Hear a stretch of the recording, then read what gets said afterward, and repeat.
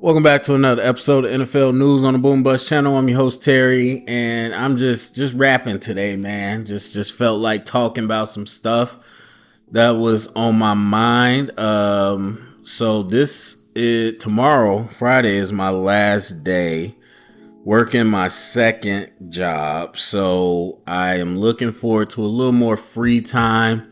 Um, I've been doing some stuff, or I've been recording some stuff in bulk, but I'm hoping to kind of do some more once I get more free time. But after that, I will have to jump more into my dissertation because the school year is about to start. So I'll be really diving into that. But when I get time to talk, I just kind of want to talk, football and stuff. So forgive me for the lateness. Forgive me if the content has been lacking on the quantity. So yeah, I just wanted to talk about this stuff today. So let number one, I want to talk about Shedeur and really Shedeur's playbook. And this is something that I wanted to, I thought about doing a graphic and doing this whole thing, but I don't got time. Like I said, been working two jobs, and now the school year is getting started. There's a lot going on. I'll be working with a couple football teams this year, and also working with my rugby team. So yeah, I'll be pretty busy. But still, like I said, when I find time, I will. But yeah, I was gonna make this a whole thing, and honestly, I was going to talk about this before the draft. That's where I first kind of start talking about it, but I just end up not doing it. And I tell, for the people who listen to me, I tell you all the time, this is why I do this channel. This is why, if nothing else, is why I do this channel, so that there's a time stamp on it. Because somebody could easily be like, yeah, okay, you lying. And I don't really got much to prove I'm not, but that is what it is. But we doing it today, so let's go. So when I talk about the playbook, I'm talking about the narratives, right? So we live in a Trump rhetoric narrative society, and without even getting into any of the politics and nothing like that, it's just a fact. The way that he engages in conversations or quote unquote debates, that's been adopted all over our society and even outside of our country, especially online. That the way people engage with each other, that's how it is. And also, for those that have listened to me, I'm big into rhetoric analysis. So when you really look at just the things people say and whatever. So what does that mean? That means that number one, we deal in narratives, but number two, we like to set, or a lot of people like to set up kind of a win-win where they know which angle they want to go with it whenever they're getting into a discussion. And essentially it's like, okay, I'm gonna hit you with this, which might be somewhat factual but disputable. And if I feel like, okay, you're not competent enough to argue against that, okay, I got you. So now I'm gonna just shut you down with, my point of legitimacy and authority. And that works on a lot of people.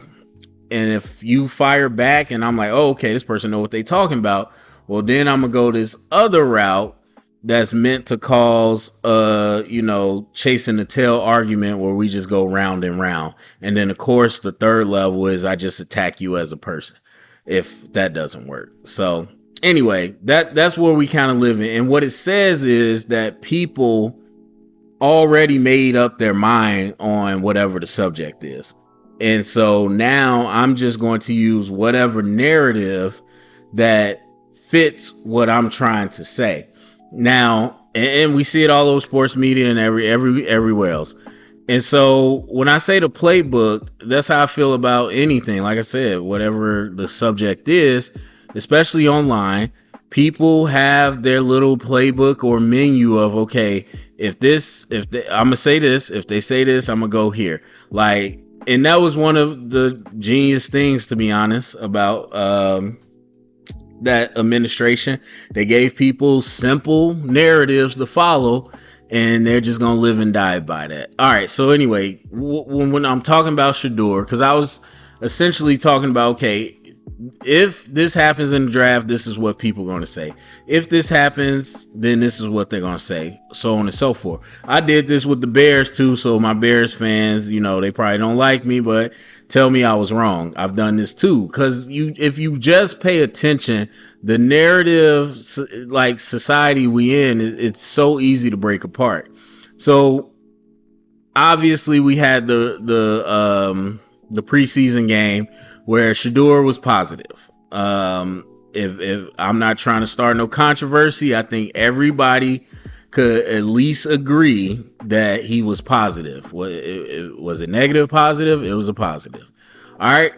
So now that he did that, we could talk about what's the next playbook. But I could have told you the playbook before the preseason game, because if it wasn't that long ago, less than a week, go back and look at sports media and what was everybody talking about before Shedeur's preseason game. I'm talking about when they said he was going to start. I would even challenge you to go look at what you were talking about Shedeur, if you were a Shedeur fan. I could tell you what I saw. Nothing but he's being set up to fail. After that game, I didn't hear first string or first team reps at all. But before that game, that's all I heard. I never heard this phrase so many times in my life from regular fans. First team reps. First team, he didn't get any first team reps. Lou Riddick, who I was my favorite, not sure what he's been on these last couple years, but he was the king of this, where he got on TV either the day before, maybe the day of, 2 days, I'm not sure, and just rang that bell, essentially saying, when he plays poorly, this is why. Obviously, that's not word for word, but that's the picture he was painting.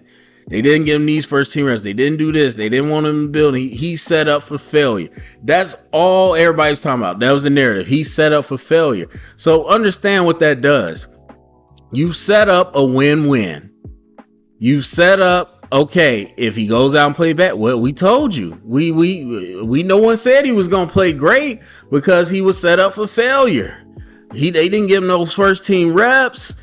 He wasn't really given a real shot. They want him to fail. Okay, he plays well. We told you so. And look, you got to allow a little bit of I told you so. It's the preseason, all that we know. I already talked about this in depth, so you can check out that video. But we could allow you casual I told you so's, whatever. That's just good old fun. But for the people that truly believe it and are truly hanging their hats on it, yeah, I told you so. Look how great he was. We told you. The only reason he dropped was because he's black, even though Ken Ward got drafted. The only reason, they didn't like, his dad, all these things, right? So that was already set up. It was a win-win. So now going forward, what's the Shedeur playbook? What am I talking about?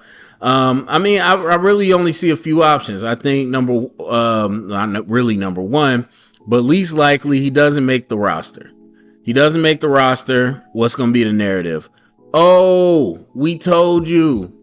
It was, they didn't want him in the first place. They never gave him a real chance. Look how well he played. And I'm talking about whether he goes out and plays well again, whether he goes out and plays mid, or whether he never plays another snap in the preseason. The narrative is going to be, they never wanted him. They never gave him a real chance. Now he's about to go to a team that wants him. He's going to shine. That's the narrative. And to make it clear, I think that's least likely. I don't think it's likely he gets cut from the team. All right, next scenario. He makes the roster as a backup, because I think the backup, number 2 and 3 are going to be in the mix. We told you he's going to make it. People were talking about he wasn't even going to make the roster and he's the best quarterback. Now he just got to wait his time. As soon as he get in, he's going to shine.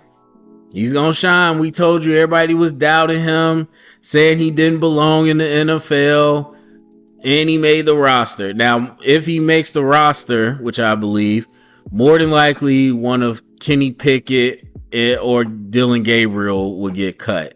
Or more than likely, I think they'll probably put on the practice squad, or at least they'll try.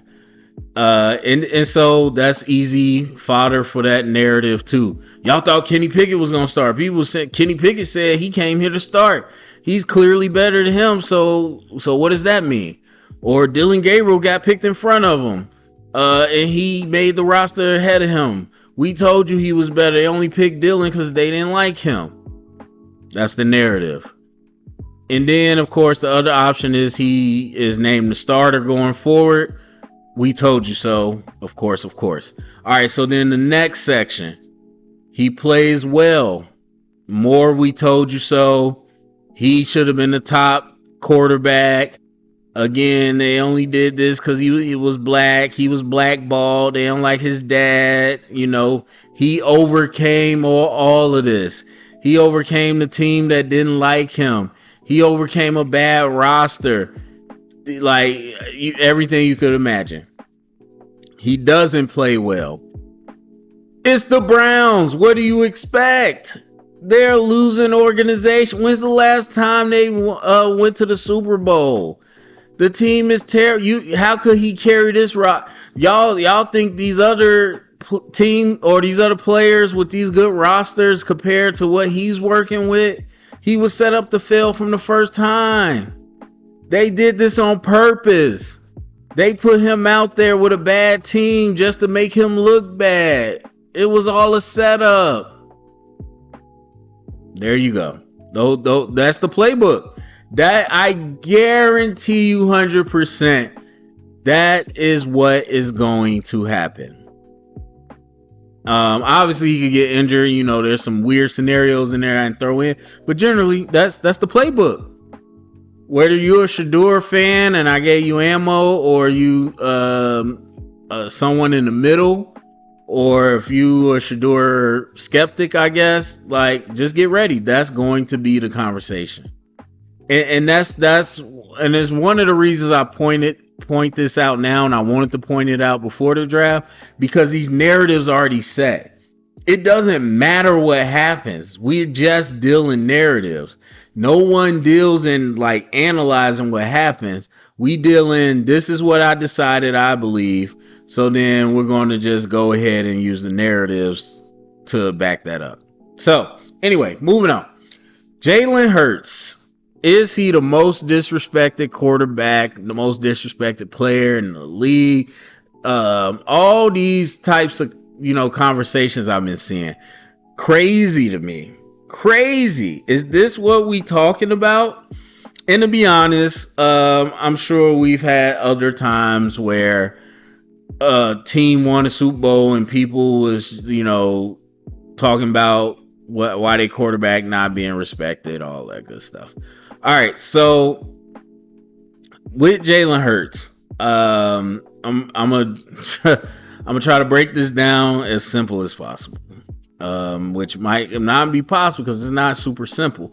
But what people got to realize, independent of what you hear in sports media and all that, that's fine. I can't change that. I'm gonna just tell you the real football conversation.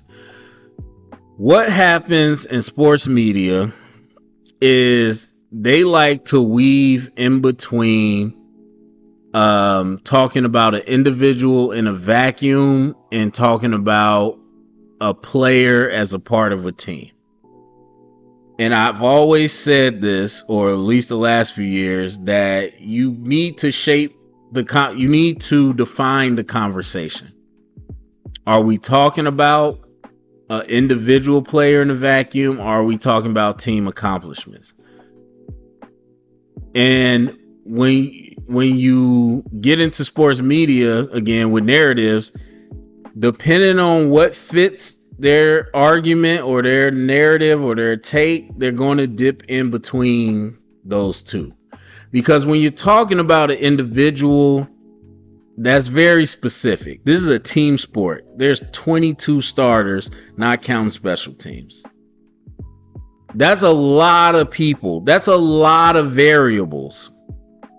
And so when you're talking about an individual, you have to then look at how you rate a individual, because you do it by the position characteristics, blah, blah, blah. And I've said this before for anyone that's new.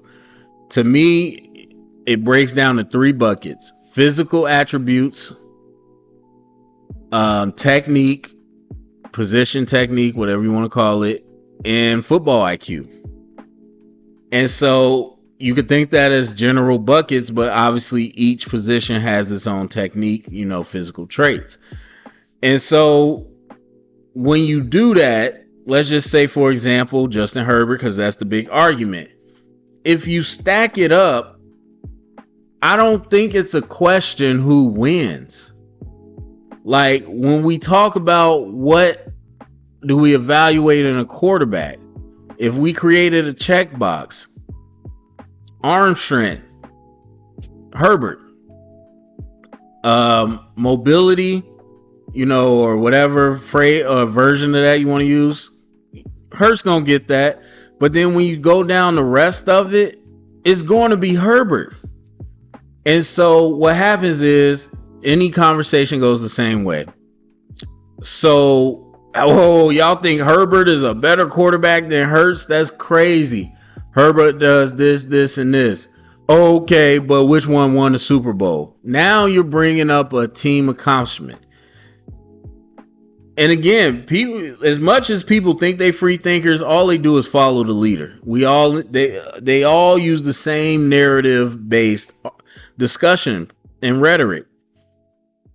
So now, because sports media switches in and out, that's what fans do online. Because winning the Super Bowl is not a quarterback stat. That's a team thing. It's not a coach thing. It's a team thing. It's not a DN thing. It's a team thing. Playoff wins. That's a team thing. Record. That's a team thing. So again, when you're talking about a individual player, it's a very specific, narrow definition of what we're looking at and what we're talking about. When you talk about a team, it's a very specific definition of what we're talking about. And people like to weave in and out of that. And so again, back to the Justin Herbert conversation, that's what's going to happen. Justin Herbert lost in this playoff, or he ain't had as many playoff games, or Jalen Hurts did this and that. Now, we want to talk about big moments, clutch. Sure, we can talk about that. But much like the NBA and all these other things, that's a subjective stat. That's not a discrete stat. That is very much something that is subjective to definition and not easy to quantify. And so in leadership, people love to throw that one too. Leadership too. Come on, really? But even with that being said, again, when we talk about just the position, we know what are the pillars, what are the parts, what are the mechanics of a position. And so when you're talking about individual, you have to talk about just that. And that's what kills me with this discussion is always, you can't bring up the fact he has the best offensive line in the league. You can't bring up he had the number 1 or top 3 rushing attack. You can't bring up that he has 2 Pro Bowl receivers. Yes, you can. What is the conversation? Because if you said, who's better, Jalen Hurts in the Eagles or Herbert in the Chargers, that's a different conversation. You can't keep mixing the individual player with the team. If we're talking about the team, that's one thing.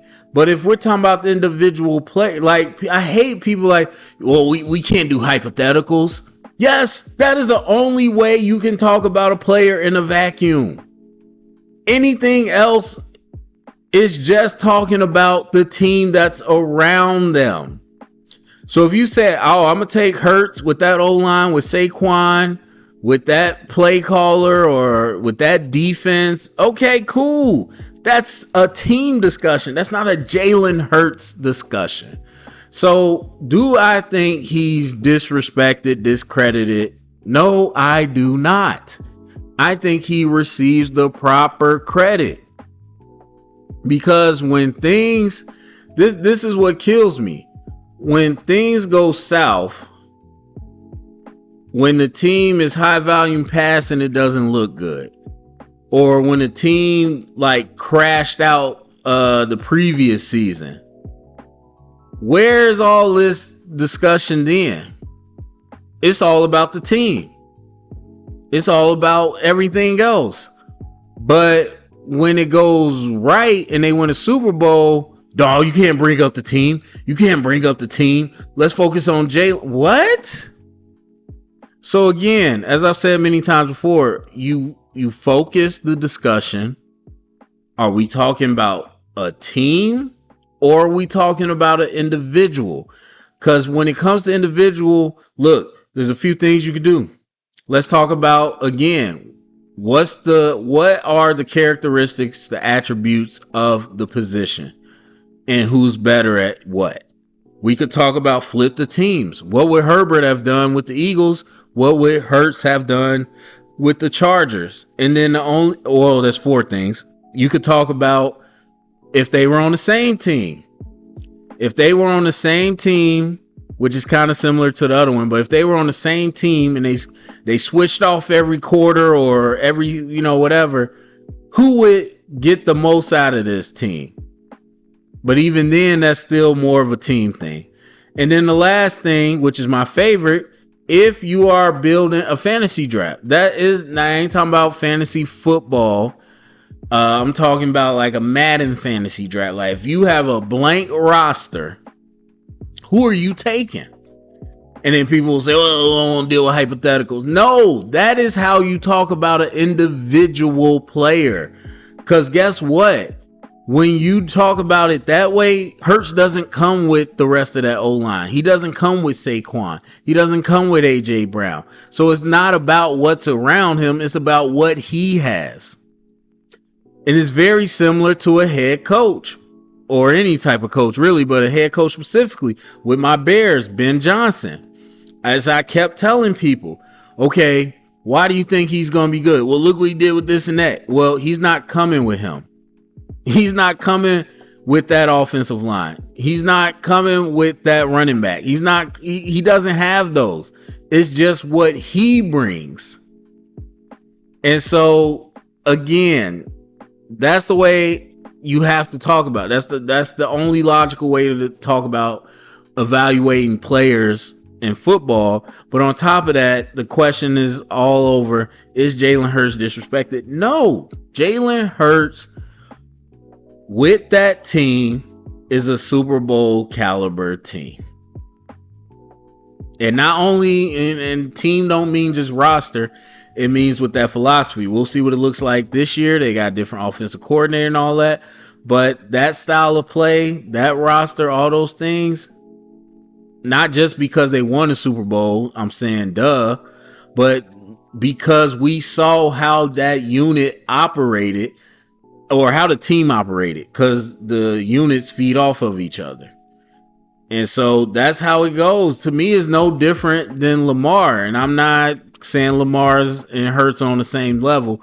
I'm just saying Lamar with a defense like that gives him the ball with an average starting position, whatever it is, that's top half of the league.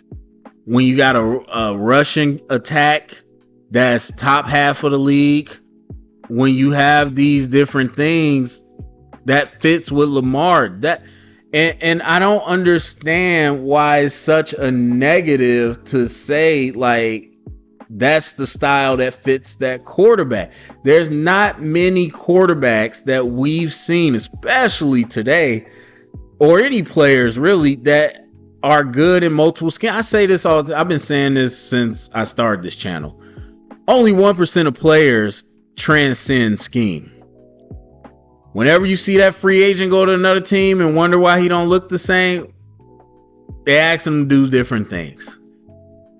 That's how football works, people. And so again, we get into these narratives, and to me, I think it's easier, because if you are going to get into a legit conversation about an individual player, you got to know football. You got to know how to evaluate that position, and you got to know how it fits within the rest of the construct of football. And that's why sports media avoids it so much. What do they always do? Let's go to stats. Let's go to team accolades, because they can't talk regular football and they want to avoid that. And then of course there's the whole, I like this person, I don't like this person, blah, blah, blah, which actually leads me into my last point. And I've been thinking about this since last season, I want to say, maybe the season before, but it all started with Brock Purdy. I was somebody that never really cared or thought about someone's draft position. Like, outside of a team or a front office, I should say, or even a coach, whatever, a team is going to try, or whoever was the champion of a pick, a high round pick, they're going to try to get them opportunities to make them look right. That I understand, that's logical. But outside of that, I never really, considered that to be a factor. Like, you step on the field, you do what you do. But it wasn't until Brock Purdy in that conversation that really opened my eyes to your draft position means everything. And really it's two things. It's number one, people's feelings on you pre-draft, and his draft position. So with Purdy, we all know Mr. Irrelevant, last pick in the draft. We all know 49ers, heck of a roster, a lot of all pros, all that good stuff. The coach used to be considered great. Now people seem to think he doesn't matter. And so, and Jimmy Garoppolo, who a lot of people questioned as well because of draft, that all, kind of culminated in people saying Purdy's just coasting off the team. And I'm not saying that that's impossible. Obviously, yes, we could talk about that. But it just got to the point, again, as we in a narrative society, where that's all it was. If he did well, because he got the 49ers roster, who wouldn't do well? If he played terrible, we told you he wasn't that good. We told you if the roster ain't saving him, he's not that good. Now, keep in mind, you had a top 5 pick in Trey Lance. And to be fair, because I hate when people try to jump on a player who was just injured, and you never really got to see it. But the difference is with Trey Lance, they told us in practice it wasn't looking good. And then he goes to Dallas. I don't know what his mental is and all that. Because how you start is very, very important to your psyche and all that. Not trying to make excuses for him, but at the end of the day, there were points, as I talk about all the time, you don't need long stats and everything when evaluating.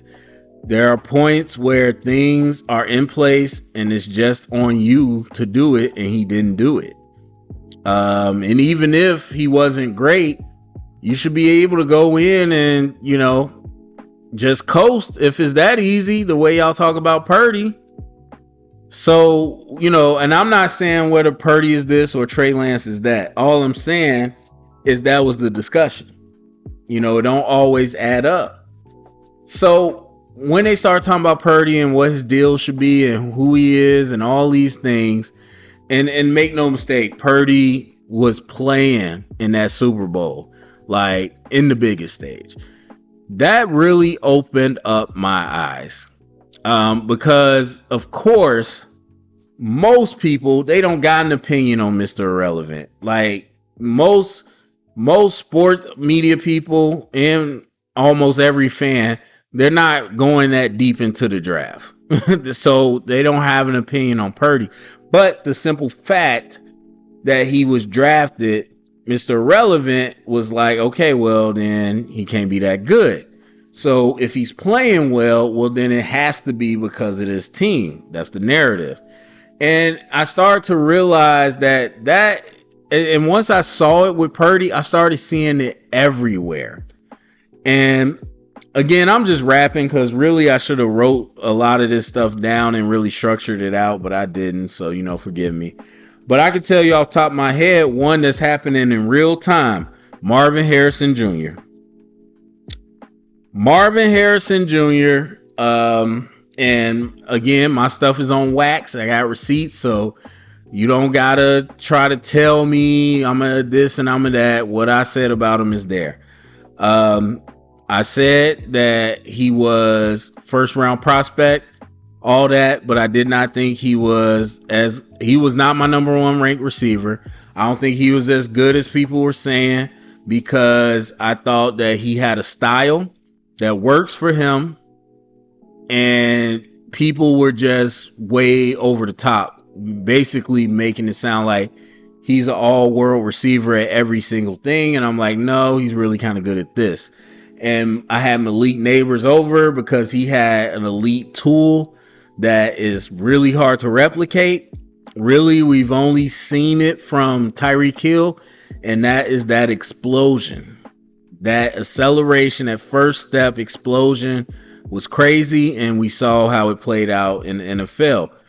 And we saw with Marvin Harrison. I'm not saying, I've always said 50 games, 50 starts or whatever.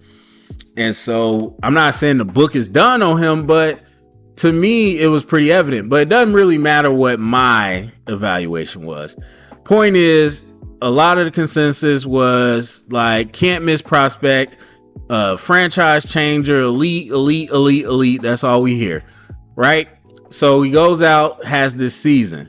Now, I can't help but think that had this been any other receiver in the exact same position, going to the Cardinals, starting as a rookie, doing what he did, I can't help but think that the discussion would be different. And again, we talk about rhetoric. Look at anybody talk about him. You could look at fantasy people. You could look at Cardinals people. You could look at whatever.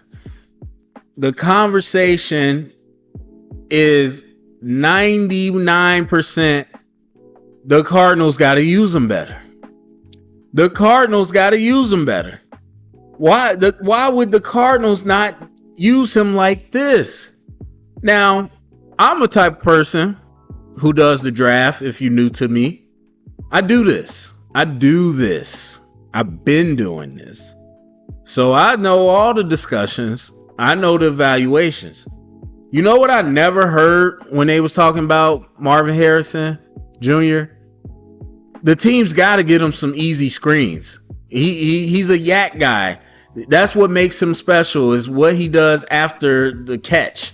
You got to get him some easy screens. That's where he's going to live. That's where he's going to thrive. No, they didn't say any of that. Again, all world, whatever you need him to do. You want speed, he's got speed. You want routes, he can run routes. You want this, everything. But now all of a sudden, it's the Cardinals didn't use him the right way. The Cardinals didn't do this. They didn't do that. And I listened to one discussion, which was a fantasy discussion. And essentially, I guess maybe they're more casual there, where they was like, yes, a big part of it is I want to be right about him. And that's not right, but I respect you more for just being honest about it. Because again, your pre-draft thoughts about this person in their draft position, that's what's going to matter. You know what I'm saying? Because again, had this been let's say it was a random second round receiver, they're not talking about him the same way. They're not giving the benefit of the doubt to him and saying the Cardinals ain't using him right. The scheme, why would you draft him and not scheme him right? Why you not scheming him open? What? We got to scheme him open? When you tell me somebody's elite, and that he's a game changer and all this, why do I have to scheme him open? I didn't hear that in the draft. But all of a sudden, that's the discussion. And it immediately makes me think of Kyle Pitts. Now, Kyle Pitts, still first round pick. So not the best example. And I get it. The first thing people going to say, we got a larger sample size. But I never understood this conversation with any pass catcher. But Kyle Pitts comes to my mind. When they aren't throwing you the ball, what are we talking about? Like, and again, it all comes down to the film. We could look at number of targets and all those different things, but it comes down to the film.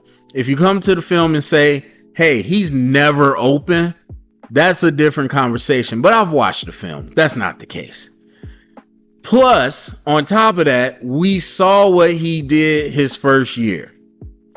He had Matt Ryan, not, at the top of his power, but still a competent quarterback, a competent pass attack.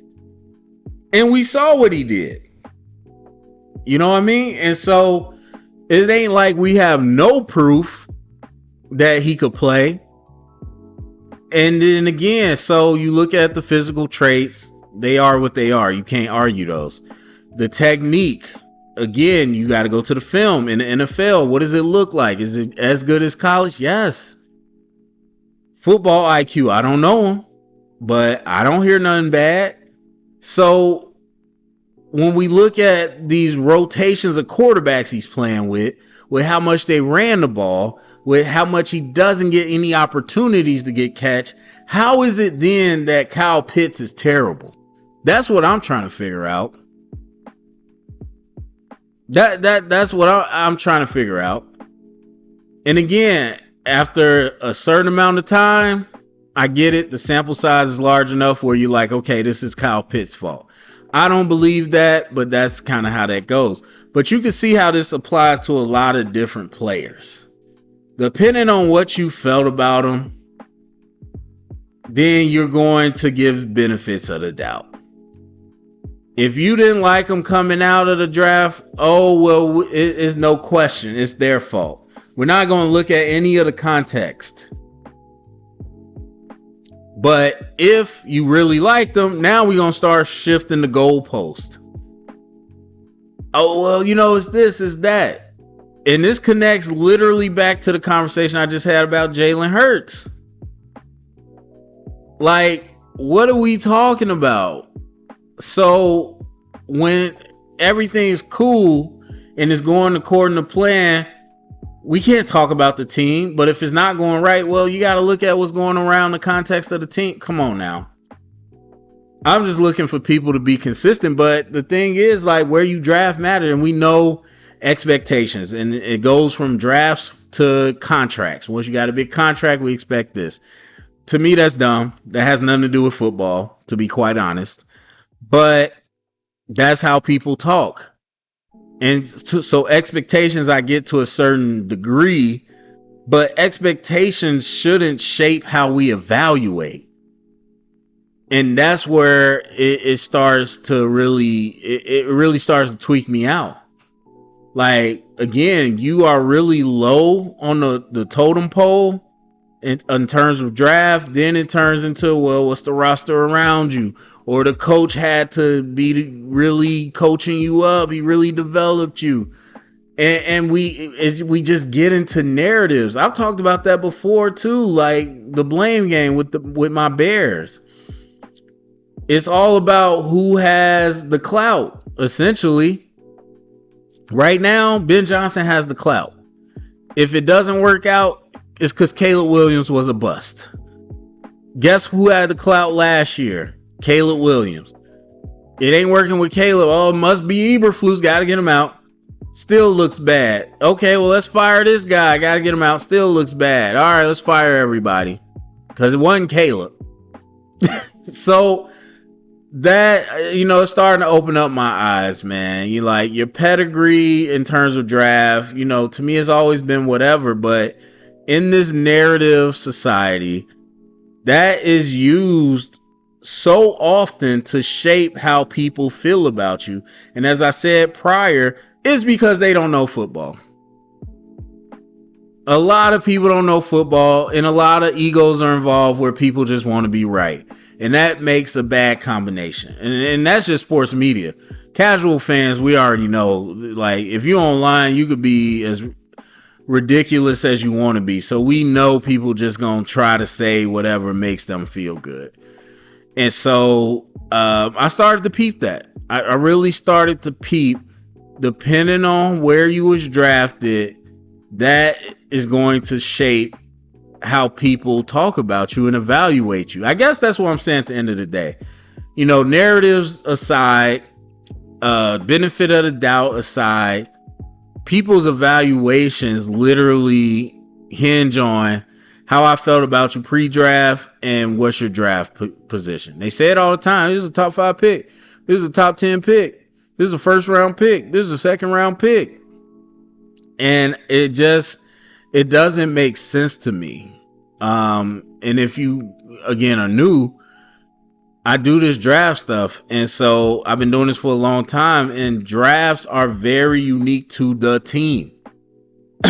You know, there's obviously situations where players are ranked above others, but a lot of the draft is about what the team value you, or how does the team value you, not necessarily where you stack up against the whole draft.